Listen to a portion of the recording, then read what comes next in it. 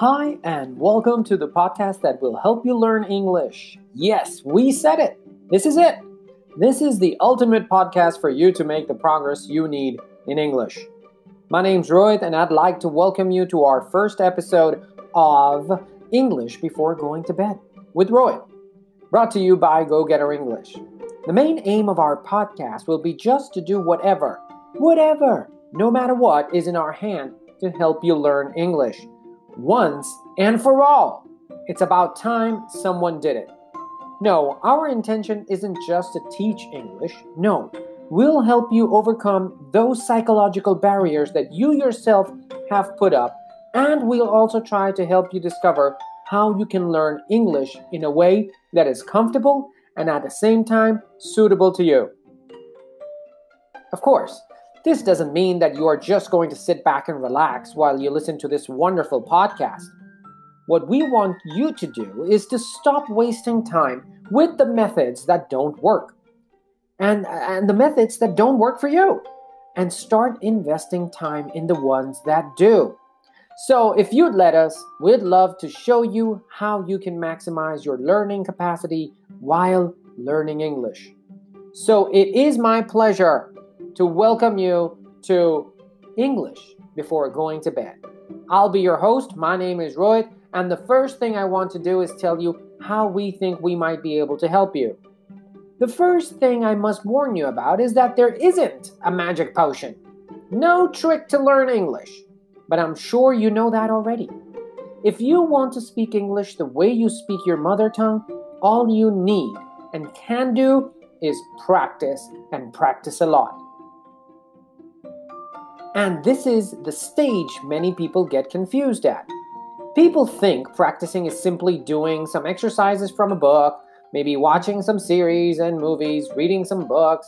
Well, so yes, these are great ways to practice. But haven't you noticed? If you're listening to this, you yourself might think that although you do all these things I just mentioned, these might not be working. And well, the reason for that is very simple, and it's because you might not be doing it the right way. It's like when you go to the gym and you have no coach to guide you. You end up doing a not so great job while working out. You have all the equipment, machinery, weights, everything, and still you can see your belly hardly working against gravity. Well then, get yourself a coach. With English learning, something very similar happens. You have all the resources, really. You literally have millions of places you could learn English from. And still, you might have trouble with some areas. Well, that's exactly where we come in. That's what we've been doing for a really long time. We select the best content for you so you can learn what you want and the way you want to learn best. Our intention is to also show you other ways in which you can expand your learning abilities, especially when learning English.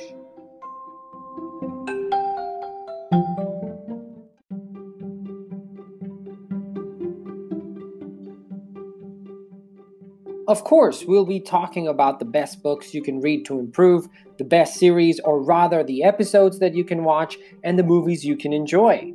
We'll also be talking about apps that will help you learn English and apps that will help you in general.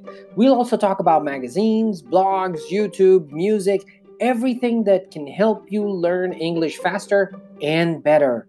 Anything that we find that is interesting to you is what we'll bring you in this weekly podcast.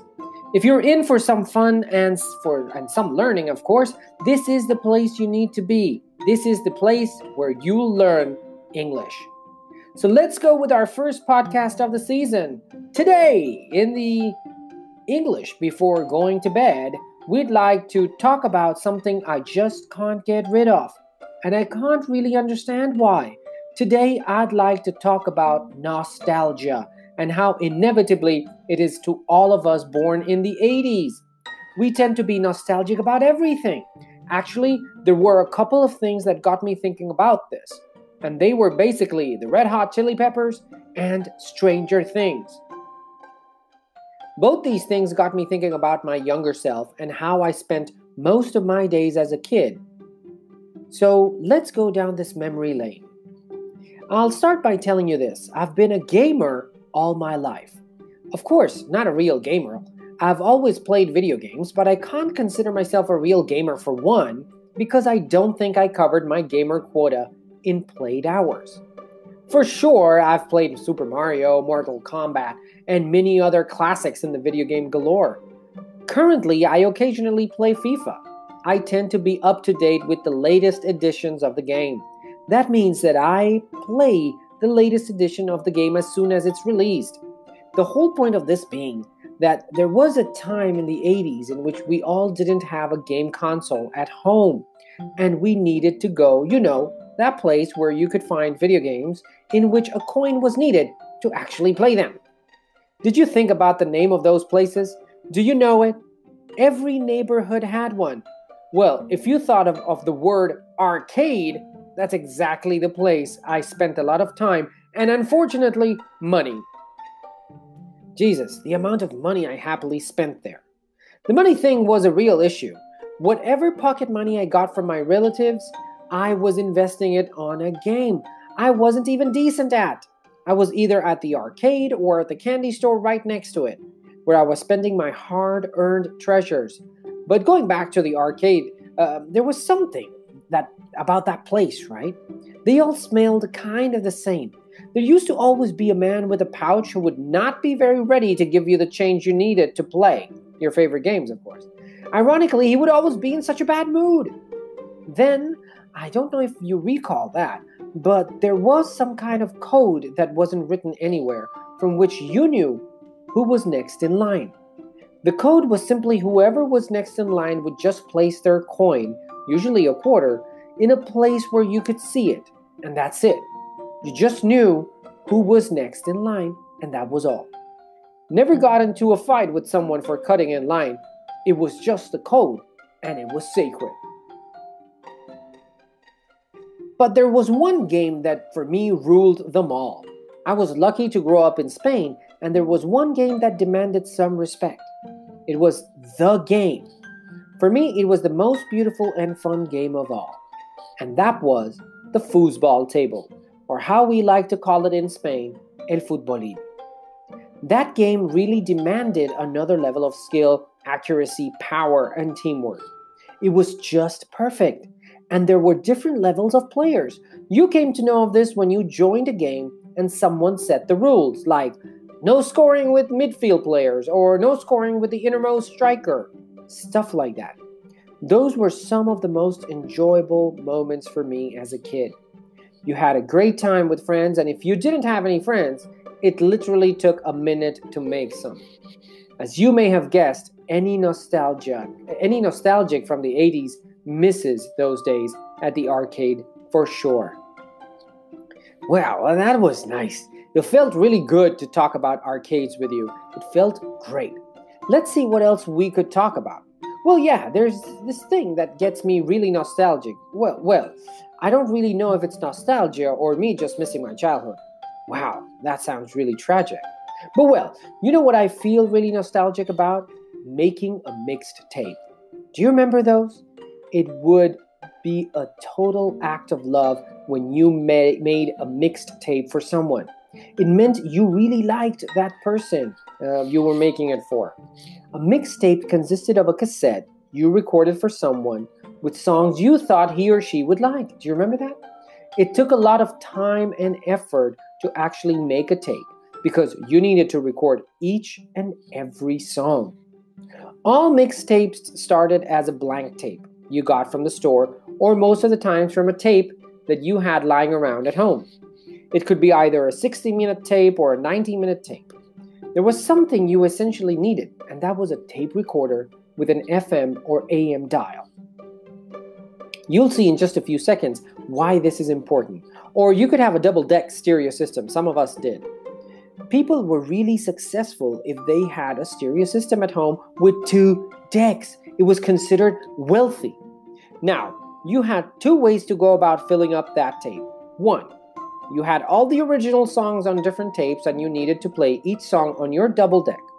Let's say that deck A would play the original song you wanted to record and deck B would actually record the song onto your tape. So, if you wanted to record a song, let's say Billie Jean from Michael Jackson's Thriller album, you had to search for the song on the original tape and push play on deck A and push record on deck B to transfer the song onto the new tape you were making for that someone special.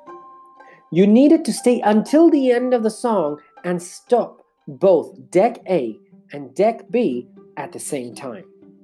You would often listen to the click of stopping the recording on your mixtape. Complicated, right? Well, that's all the trouble we went through when showing someone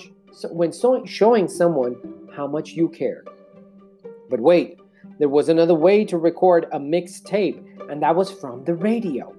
Yes, we used to record songs we didn't own straight from the radio. The process was quite dodgy, if you will. First, you needed to listen to the radio all the time until they played the song you wanted to record. Once the radio host announced that your song was coming on, you got the tape ready at the exact position you wanted it to be recorded, and then you needed to wait for the bloody host to stop introducing the song. And once he did, you just hit the record button. The most common thing was to lose the first few seconds of the song. Jesus, that was the struggle back then, and it was real. Usually a mixtape was made up of 12 or 13 songs, no more than that, and you had to repeat the whole process we just talked about 12 or 13 times. And that is assuming that all of your tries were successful. It was long and painstaking, but it was beautiful when you finished one. But the process didn't just end there. No, the next step was getting creative with the tape covers. All the tapes we made back then needed to have our signature design. It was a way of saying, I made this for you. So it wasn't just a collection of songs you put together. It was a work of art. Besides having a top taste in music, my artwork on the covers wasn't too shabby either, I must say. Those were the good old days, weren't they? I don't know why I always feel that. Even though now we have PlayStations and Spotify, why do I still feel so attached to the past? I have a feeling it was because I was naively happy with the things I used to do. Well. That was our first podcast episode. We really hope you liked it. It would be great if you could tell me what you liked and what you didn't about our podcast, and we promise we'll try to have a podcast every week. Remember, listening to as much English as you can is the best way to learn. And if you listen to us much better. My name is Rohit, and I'll catch you in our next episode. The Go-Getter team says, see ya, and don't forget, be a go-getter.